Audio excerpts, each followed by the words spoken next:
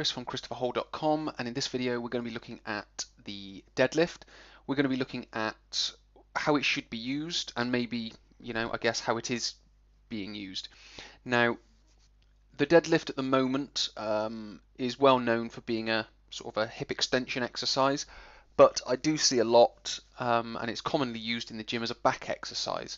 Now, I do understand why they're using it as a back exercise, but it doesn't really make much sense when you understand the anatomy of that movement and the mechanics of that movement.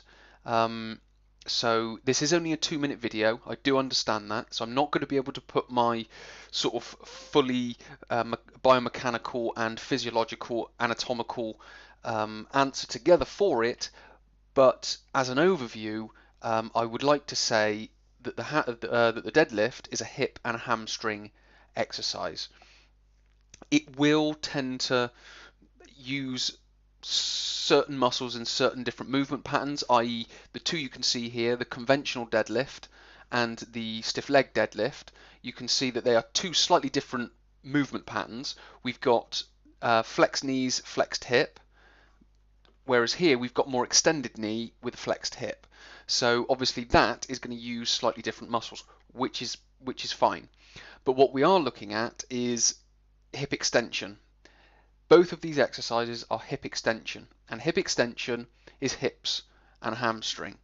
Now, this one will cause more of the erector spinae to work because it's horizontal to the ground and it has to activate to maintain that position of the spine. But what it's not is it's not a muscle that creates that movement. The hips and the hamstring create the hip extension, and then the erector spinae group hold the spine stable because that's what they're built to do. They're built to maintain posture, not create movement, if that makes sense. I'm going to be doing more videos on this at a later date, which will be on YouTube and on the website.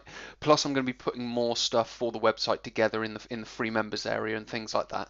So I'll be able to explain it in a little bit more depth. So if there are any people that are out there getting a little bit agitated and starting to, question my knowledge on this, then by all means come to the website, check out some more of the stuff. Plus we're going to be looking at core training because again the erector spinae is a part of the core, and the core works differently than most people think it does.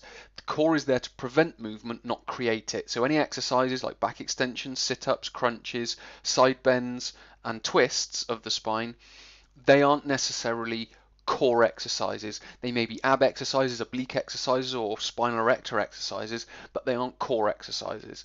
And I guess I'll have to explain that in another video, but we haven't really got time for this because I only want to keep this short and sharp. But essentially, the deadlift is a hip and hamstring exercise.